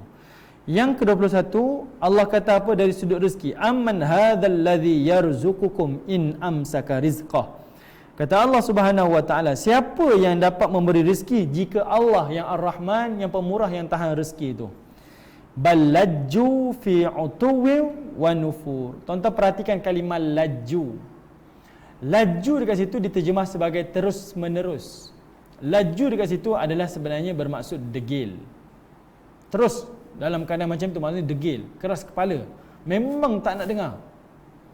Sebenarnya itulah yang Allah Ta'ala nak highlightkan. Bila manusia meletakkan keselamatan dia kepada makhluk, rezekinya kepada makhluk, dia mula terancam dengan kebenaran. Bila datang kebenaran, contohlah dia dah biasa ambil rasuah, kita ceritalah rasuah ni salah, bla bla bla. Dia sanggup menafikan kesalahan tu sebab dia takut dengan, yalah, saya dah rasa secure dengan apa yang saya dapat. Tiba-tiba saya nak lepaskan, itu bukan benda yang mudah. Hari ini kita boleh cakap tuan-tuan benda tu mudah, tapi bila kita dah duduk dekat tempat tu, oh subhanallah, benda tu sebenarnya sangat sukar untuk kita elakkan. Sangat sukar. Okey, tapi Allah kata balaju, mereka ni terus degil, terus menerus dalam keadaan macam tu. Fi utuwin. Utuwin tu diterjemahkan sebagai sombong. Sombong dekat sini apa tuan-tuan? Sombong dekat sini adalah bila nak dikata, kamu tahu tak, yang memberi perlindungan kamu adalah Allah, yang memberi rezeki kepada kamu adalah Allah. Dia akan rasa, tak, rezeki saya usaha sendiri. Itu yang namanya sombong. Maknanya dia menafikan Allah Ta'ala. Bila dia sombong, menafikan Allah Ta'ala sebagai Tuhan yang memberi perlindungan, yang memberi rezeki, maka jadilah sebagai nufur. Dia akan terus menjauh ataupun larikan diri daripada kebenaran. Kebenaran itu akan terpesong daripada dia. Ini yang akan berlaku kepada orang kafir. Okay, ini akan berlaku kepada orang kafir. Okay, sombong untuk nak katakan Allah. Contohlah, kita bagi contoh tadi. Kita tidur tuan-tuan, kita tak sedar. Tapi kenapa tak ada binatang yang masuk dalam mulut kita, dalam hidung kita, telinga kita, sedangkan ini lubang yang terbuka. Bila kita kata, Allah yang bagi perlindungan ni, itu sifat pemurah Allah. Dialah yang menjaga kita. Bagi orang kafir yang tak beriman, tak. Dia ada alasan-alasan dia menafikan. Maka kat situ Allah berlakulah kesombongan, dan akhirnya bila dia sombong tak nak mengaku Tuhan, Allah lah yang memberi rezeki, memberi perlindungan, secara tak langsung dia telah nufur. Kalau dia berlapang dada, terima, berfikir, ya betul lah, itu yang akan membawanya kepada beriman dan di atas jalan Allah Subhanahu Wa Taala. Tuan-tuan nampak tak kaitan dia tu? Nampak asbab sombong dia itulah yang menafikan Allah yang memberi rezeki perlindungan, menyebabkan dia jadi nufur, jauh daripada Allah Taala. Sebagai satu contoh tuan-tuan, pagi tadi saya minta maaf saya sebut terbuka tuan-tuan. Boleh ke saya sebut terbuka ni? Sebut nama orang ni. Ada seorang artis, sebab ni kesalahan dia buat terbuka, teguran pun terbukalah. Ada seorang artis, nama dia, siapa nama dia? Sharifah Sakinah, saya tak kenal sangat lah arti ni pun, sebab saya baca nama dia tadi, Sharifah Sakinah. Dia bukanlah popular sangat pun, tapi saya minta maaf sebut. Dia share di Instagram dia, dia jadi model ke duta kot, pakaian dalam Muslim kita kan. Tak pernah lagi, saya minta maaf penggiat tanah air, yang bahagian hiburan ni, yang sampai sanggup nak ambil job tu, maknanya jadi duta ataupun apa istilah dia, jadi duta ke model untuk pakaian dalam. Dia boleh jadi apa-apa saja, jual makeup ke, jual tak ada lagi orang sanggup nak jual pakaian dalam ni, tapi dia sanggup. Konon-konon nak tunjuk dia lah jadi pioneernya kan, nak tunjuk, sebab kebanyakan yang ambil adalah non muslim, kebiasaannya lah, tapi dia sanggup, dia buat tuan-tuan. Dan dia tangkap gambar, kemudian dia share dalam dia punya Instagram dia. Kemudian saya tengoklah ada seorang pendakwa pun tegur dia, terbuka lah, sebab dia lakukan dosa terbuka, tegur terbuka. Okey, saya nak bagi tuan-tuan, saya cerita dia ni. Setiap dosa yang dilakukan terbuka, teguran mesti terbuka. Kalau kita kata jangan tegur macam tu lah, tak baik untuk dia, tegur senyap-senyap, itu adalah salah tuan-tuan. Sebab masyarakat yang lihat, bila tak nampak ada orang tegur, kerana tegur senyap-senyap, masyarakat yang lain yang akan rasa apa? Rupanya tak salah kot buatnya. Sebab yang buat dosa terbuka, tegur tak secara terbuka, tak ada orang tegur pun. Jadi perlu teguran terbuka atas dosa terbuka, adalah untuk bagi tahu pada masyarakat lain ini adalah perbuatan yang salah. Melainkan dia buat sembunyi-sembunyi, tegur terbuka, itu salah. Dia buat sembunyi-sembunyi, tegur pun adalah secara sembunyi-sembunyi. Nampak? Islam tu sempurna tuan-tuan. Jadinya ada seorang ustaz ni, dia tegur terbuka. Tuan-tuan tahu apa dia balas? Dia kata apa ya, saya lupa. Dia tulis hashtag sedara-sedara dan nasihat, dan DONE dan nasihat. Apa dosa masing-masing apa macam tu, lebih kurang macam itulah. Dia macam nak kata dia terima, tapi dalam masa dia ada sindiran juga. Okey. My own business kan. Boleh kata, saya tak nak tuduh lah, tapi di situ adanya ada perasaan sombong dalam diri dia. Sombong, ada perasaan sombong kat situ. Okey. Tuan-tuan, hati-hati tuan-tuan. Kita ni nanti saya takut akan datang pendakwah akan rasa macam, alah kalau saya nak tegur-tegur ni macam poyo pula. Ada istilah orang sekarang kan. Saya nak cakap macam ni, nanti orang kata saya poyo pula, duk nasihat itulah nasihat ni, nak ambil mileage lah, nak popular lah dalam Instagram. Sebab bila kita join isu-isu macam ni, seolah-olahnya kita nak ada crowd. Siapa ustaz yang duk tegur-tegur berani-berani ni? Akan orang buat tuduhan macam tu. Tuan-tuan, tak kisahlah orang cakap macam tu, tapi penting ada orang yang menegur macam ni supaya dia tak menjadi normal, tak dinormalisasikan. Akan datang, saya takut yang menegur akan rasa tak perlu tegur lah, nanti orang tuduh kita, malu lah. Yang rasa buat dosa, saya tak berdosa pun. Benda tu akan berlaku. Dan kita sepatutnya jangan lihat orang yang tegur terbuka ni tak patut dia buat macam tu. Kita jangan lihat macam tu, sebab benda tu lah nak bagi tahu benda tu salah. Ada orang tak setuju dengan perbuatan tersebut. Okey. Cuma cara tu ialah, tapi saya rasa pendekatan ustaz tu, teguran dia betul, dengan bahasa yang betul, tepat. Saya rasa dia tak menyimpang, tak menyindir, tak menghina, bahkan dia beritahu direct je, simple. Dan benda tu sepatutnya lah yang kita kena sama-sama usahakan. Kita orang Muslim sama-sama, paling tidak pada keluarga kita, kalau ada kemampuan pada masyarakat kita dan sebagainya. Okey, kalau ada kuasa pada orang-orang yang di bawah kuasa kita. Okey, tuan-tuan yang dirahmati Allah. Ini mungkin Ustaz Fauzan menonton. Saya tengok Ustaz Fauzan dia share dalam Facebook dia. Ada seorang wanita macam lelaki. Kan? Apa? Bukan. Itu lelaki jadi perempuan. Ni perempuan jadi lelaki. Pakaian dia lah.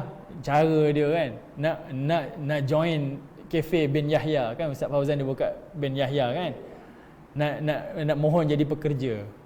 Ustaz Fauzan saya tu tegas. Okeylah, dia tegas. Kerja kat sini kena pakai tudung. Kerja kat sini macam ni je apa.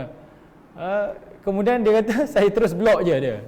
Memanglah nak buat pendekatan tegas, tapi nak bagi tahu apa perbuatan dia adalah salah. Sebab kalau kita beri dia kerja, seolah-olahnya macam kita meredai apa yang dia buat. Okey? Benda ni penting tuan-tuan. Sebab benda ni kita tak nak dia akan jadi normal. Kita tak nak benda tu akan dilihat masyarakat, benda ni biasa. Negara luar sana tuan-tuan dah berlaku dah. Kita tak nak berlaku di negara kita. Okey, baik tuan-tuan yang dirahmati oleh Allah. Tengok pada ayat yang ke-22. Ayat yang ke-22, setelah Allah Ta'ala bagi tahu orang kafir ni dia tertipu. Kita pun jadi tak terfikir, macam mana orang kafir ni tertipu sedangkan dia ada mata macam kita punya mata, dia ada telinga macam kita punya telinga, dia ada akal macam kita punya akal. Benda tu boleh nampak benar. Kan boleh nampak kebenaran tu jelas ni. Kenapa dia tak boleh nampak? Kita macam keliru sangat, macam tak boleh bayangkan, confuse kita. Rezeki tu nampak jelas dah, memang daripada Allah Ta'ala. Tak ada manusia boleh atur rezeki dia. Semua manusia nak jadi kaya raya tuan-tuan, tapi tak ada manusia boleh tulis cek pendapatan bulanan dia. Sebab nak kata takdir tu atas ketentuan Allah. Semua orang nak gaji kalau boleh sebulan 1 juta, semua. Tapi boleh kita tulis atas gaji? Tak boleh. Sebab atas ketentuan, benda tu jelas. Tapi kenapa orang kafir tak nampak juga? Susah dia nak kata Allah itulah sebagai tempat perlindungan, tempat rezeki. Allah kata apa? Afaman yamshi mukibban ala wajhihi ahda amman yamshi sawiyan ala siratim mustaqim. Kata Allah Subhanahu wa taala pada ayat yang ke-22, adakah orang yang berjalan terbalik di atas mukanya mukibban benar-benar mendapat petunjuk, amman yamshi berbanding orang yang berjalan sawiyan ala siratim mustaqim, berjalan lurus di atas berjalan tegak di atas jalan yang lurus. Allah Ta'ala berikan satu perbandingan. Ada orang berjalan dengan muka dan ada orang berjalan dengan kaki dia, maknanya kepala di atas. Satu kumpulan kaki di bawah, satu kumpulan kaki di atas. Baik, perbandingan ni tuan-tuan adalah merujuk kepada perbandingan di dunia dan juga perbandingan di hari akhirat. Perbandingan di dunia adalah orang kafir ni, kenapa dia tak nampak langsung kebenaran, tak boleh nampak apa yang betul, apa yang salah. Sebab Allah Ta'ala contohkan adalah kerana seperti kepalanya di bawah. Kepalanya di bawah tuan-tuan. Manakala orang Muslim ni adalah kepalanya di atas. Okey, saya bawa satu sikit quote daripada pandangan para ulama tafsir.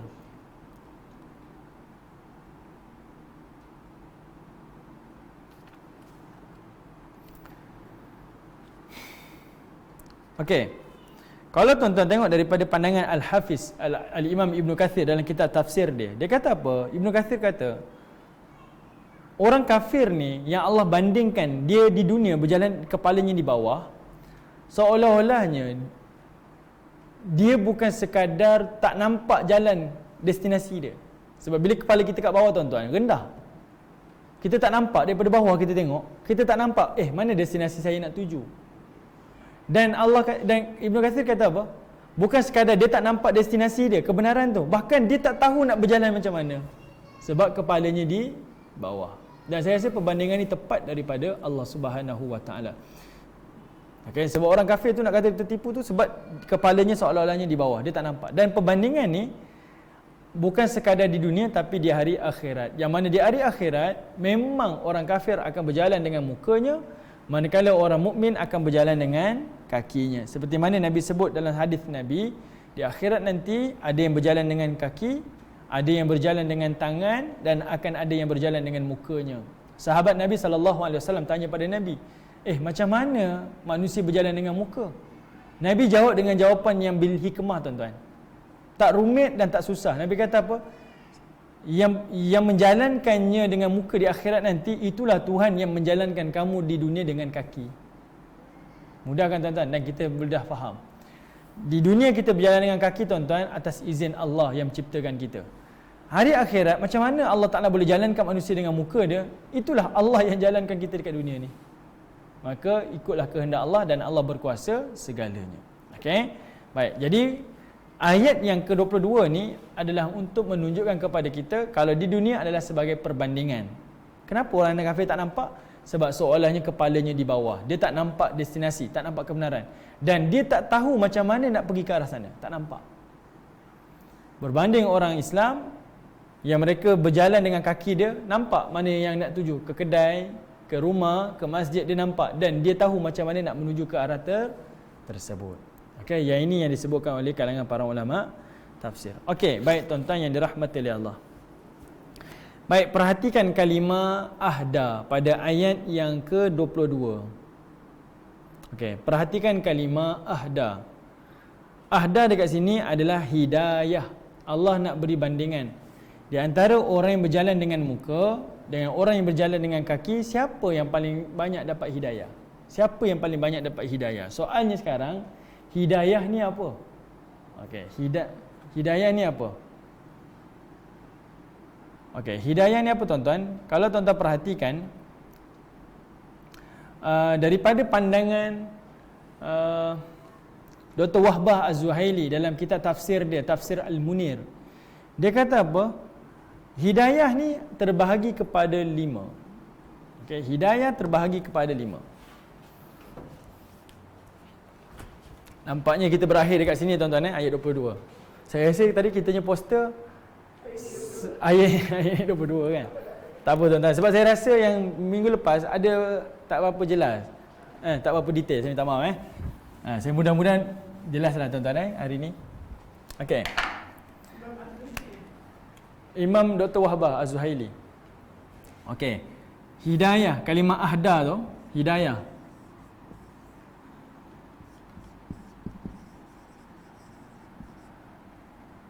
Saya pernah tuan-tuan ceramah dekat satu tempat ni. Saya kata kita ni memang doa kena dapat hidayah. Nak jadi cerita, ada seorang Tuan Haji ni, saya tak kenal, dia tak kenal sangat lah. Tapi dia punya gurau dia kata, Ustaz saya memang dapat hidayah. Saya kata hidayah, macam mana? Tanyalah macam mana dapat hidayah. Nanti isteri saya nama Hidayah. Saya sampai hari ni bila saya teringat nak cerita pasal hidayah, teringat Tuan Haji tu punya lawyer, sebab muka dia serius. Saya dapat hidayah Ustaz, saya doa memang saya minta hidayah. Allah bagi hidayah sungguh. Isteri saya dapat hidayah. Benda tu biasa je lah, tapi sebab saya mengalami situasi tu, tengok muka dia. Sebab saya beria tanya, macam mana hidayah dia yang dia dapat? Sebab hidayah ni ada pecahan dia. Apa hidayah yang dia dapat? Hidayah isteri saya hidayah. Astagfirullah. Sebab muka, dia orang senior, muka memang serius je. Dia tak tahan ke dia bergurau macam tu kan. Okey, Dr. Wahbah kata ada 2 dalam tafsir dia. Ada 5. Ada banyak pandangan lah tuan-tuan tapi ini mudahnya. Pertama, hidayah adalah dari sudut fitrah. Okey, hidayah dari sudut fitrah. Hidayah dari sudut fitrah ni apa? Iaitu hidayah yang mudah kita tengok seorang bayi yang baru dilahirkan. Yang mana kalau disuakan susu ibu tu, automatik bayi tu pandai untuk menyusu. Tak perlu dia ajar kan. Daripada bayi tu terlentang, kemudian bayi tu pun meniarap. Tak ada lagi ibu bapa kata, baby nak tengok abah meniarap ni. Baby pun tiru. Tak ada. Dia automatik. Itu namanya hidayah dari sudut fitrah. Yang ini semua makhluk dapat. Okey, hidayah dari sudut fitrah. Okey. Daripada meniarap, kemudian dia merangkak, kemudian dia dah mula bertatih sampai dia berjalan berlari, ini semua hidayah dari sudut fitrah. Semua makhluk dapat. Tuan-tuan boleh perhatikan, ini memang kerajaan Allah Ta'ala lah. Maknanya Allah Ta'ala nak tunjuk, tak ada orang terkecuali, semua akan dapat daripada Allah Subhanahu Wa Ta'ala. Baik, kedua, hidayah panca indera. Okey, hidayah panca indera ni iaitu telinga kita mampu mendengar. Kita tak latih telinga kita mendengar tuan-tuan. Melainkan kita buat belajar macam mana nak jadi cekap mendengar ni. Macam mana nak jadi itu lain, itu teknik. Tapi membuatkan telinga kita mendengar ni tak perlu diajar, sebab itu hidayah daripada Allah. Daripada dalam perut lagi Allah Taala dah berikan pendengaran. Nanti kita jumpa ayat lepas ni tuan-tuan. Allah Taala seolah-olahnya macam menempelak kita lah. memberitahu pada manusia, aku dah beri kamu pendengaran, aku dah beri kamu penglihatan, hidayah ni. Macam mana kamu tak dapat juga, tak nampak kebenaran daripada aku? Nanti kita kata relate dengan ayat ni. Ni, hidayah dari sudut panca indera. Mata tuan-tuan, kita lahir saja celik mata kita, nampak dah. Okey, kita tak perlu dilatih, tak perlu dibuat-buat. Semuanya Allah Ta'ala berikan hidayah. Okey. Cuma yang akan membezakan nanti dekat sini adalah yang nombor 3. Iaitu kata Dr. Wahbah Zuhaili adalah hidayah akal. Yang ini yang akan membandingkan betul ataupun salah, benar ataupun palsu daripada akal. Sebab kalau hanya pada dua ni sahaja, yang ini yang Allah Ta'ala membandingkan manusia dengan kal an'am bal adal, seperti mana haiwan ternak dan mereka lebih sesat lagi. Sebab kalau hanya bergerak atas fitrah dan panca indera, hidayah ni sama kita macam dengan haiwan ternak, hidup atas syahwat sahaja. Ada mata tak nampak kebenaran, ada telinga tak boleh dengar kebenaran, tak boleh membandingkan, tak boleh membezakan. Jadi Allah Ta'ala tambah manusia ada akal, diberikan hidayah akal, kita boleh buat perbandingan. Okey, kita boleh tahu yang ini betul ataupun salah. Ni belum bagi sudut agama tuan-tuan, dari sudut akal saja. Dari sudut akal pun saya minta maaf. Di Eropah ada sekarang dipanggil apa? Nude day kot, hari telanjang macam itulah, konon-konon fitrah dia. Samba naik basikal ke apa, aktiviti semua dalam keadaan macam tu di pekan. Orang yang ada akal, salah ni. Salah kan? Tapi kenapa dia boleh jadikan benda tu macam tak salah? Kat sini beza dia sini. Kalau benda tu tak membezakan, apa beza kita dengan binatang yang bergerak atas nafsu syahwat saja kan? Kita makan, dia pun makan. Kita tidur, dia pun tidur. Kita berkahwin, dia pun berkahwin. Kita melahirkan anak, dia pun melahirkan anak. Apa beza dia? Yang bezakan manusia adalah pada akal dia. Okey, tapi manusia dah menjurus ke arah ni, menafikan yang ini atas dasar keterbukaan, kononnya lah. Jadi Islam meletakkan satu landasan, hidayah ni pada akal. Yang keempat, hidayah, yang ni yang kita kena minta lah. Hidayah dari sudut agama. Kata Dr. Wahbah, hidayah ni adalah sudut agama. Yang ni nanti tuan-tuan akan jumpa lah dalam ayat Al-Quran, memang Allah Ta'ala gunakan hidayah ni, dari perbezaan dia. Hidayah sudut agama ni iaitu penjelasan agama. Datangnya Nabi SAW membawa hujah. Ini datangnya hidayah dekat sini. Oh, baru saya tahu, oh, saya bukan sekadar kena berpakaian, tapi saya kena tutup aurat saya. Ini datangnya penjelasan hidayah dekat agama ni. Okey? Betul kan tuan-tuan kan? Sebab kalau sampai akal, kita ada perasaan malu, saya tutup je lah, tapi mungkin pakai skirt, mungkin tidak bertudung, mungkin kita pakai singlet, asal tutup saja. Tapi datangnya agama, penjelasan agama, datangnya Rasul yang memberi penjelasan, maka kita nampaklah tambah lagi kesempurnaan kat situ. Okey, pakaian yang tutup aurat dalam keadaan macam ni, hidupnya lebih disiplin, lebih teratur, kan? Kalau sampai akal, kita minum saja, makan boleh, minum boleh. Tapi tak boleh bezakan makanan dan minum yang mana yang elok, yang tak elok. Jadi agama datang membawa, nak makan boleh, tapi kena cari makanan yang bukan sekadar tayyiban, bukan sekadar halal, tapi dia tayyiban. Dia halal baik, dia halal, dia baik, ataupun dia berzat. Mesti macam tu. Okey, ni agama datang. Baik, yang kelima, akhir sekali tuan-tuan, yang ini kemuncak. Datangnya agama yang kelima adalah hidayah taufik. Hidayah taufik. Yang ini kita sebut wabillahi taufik wal hidayah. Tapi taufik ni apa? Taufik ni adalah hidayah bimbingan. Allah beri bimbingan, Allah beri kekuatan, Allah lorongkan kita berada di tempat yang betul. Okay, kadang-kadang tuan-tuan kita rasa kita dah okey dah, tiba-tiba sampai satu masa kita kena culture shock, jauh dah, tiba-tiba Allah tarik balik kita. Di situ adanya hidayah taufik. Okey, hidayah taufik. Jadi pada ayat yang kita baca ni, ayat 22 surah Al-Mulk ini adalah bicara tentang hidayah taufik. Jadi siapa yang boleh dapat hidayah taufik ni? Yang boleh dapat hidayah agama ni adalah orang yang berjalan dengan kaki dia. Berbeza dengan orang yang yamshi mukibban, berjalan dengan muka. Berjalan dengan muka tak nampak tuan-tuan. Duduk di bawah, kepalanya dekat bawah, tak nampak. nak berjalan pun tak tahu, nak menuju ke mana pun tak tahu. Itu yang disebutkan oleh Al-Imam Ibn Kathir. Tapi orang yang berjalan dengan kaki, dia boleh dapat ni. Dia tahu nak ke mana, dia tahu jalan macam mana nak ke arah yang dia ingin tuju. Okay. Yang ini adalah ahda taufik hidayah yang disebutkan oleh Dr. Wahbah Az-Zuhaili dalam kitab Tafsir Al-Munir. Okey, wallahu a'lam. Saya berhenti kat sini tuan-tuan. InsyaAllah nanti kita akan sambung pada ayat yang berikutnya. Nanti kita tengok ayat berikutnya Allah sambung, yang mana Allah Ta'ala persoalkan, bertanya dan bertanggungjawabkan berkaitan tentang nikmat yang saya pernah beri pada kamu. Nikmat pendengaran, nikmat penglihatan. Tuan-tuan perhatikan Allah sebut kat situ kalimah ja'ala lakumus sam'a wal absar. Kami berikan kamu pendengaran dan kami berikan kepada kamu penglihatan. Sebab Allah tak nak ada manusia di akhirat nanti dia memberi alasan, saya dulu walaupun datang Rasul tapi saya buta, saya pekak. Jadi Allah tak kata aku dah beri kamu telinga, aku dah beri kamu mata. Tak, Allah kata aku dah berikan kamu pendengaran, penglihatan. Nak kata berfungsi benda tu. Hidayah tu dapat dah. Tapi kamu yang tak, wal afidah. Afidah tu fuad, mana hati kamu tu tak boleh nak menapis benda baik, benda buruk dan sebagainya. Alright. Jadi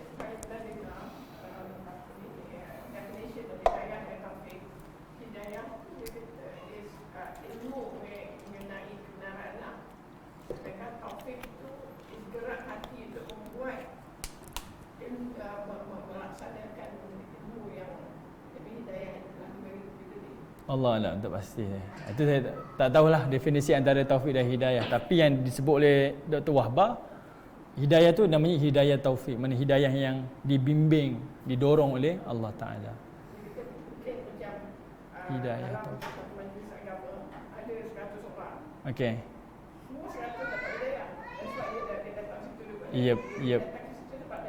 Faham? Okey. Tapi taufik mungkin hanya sebahagian saja. Betul juga Betul juga Okey juga Tu perbezaan lah hidayah dengan taufik Mungkin boleh cek tu. Bismillah.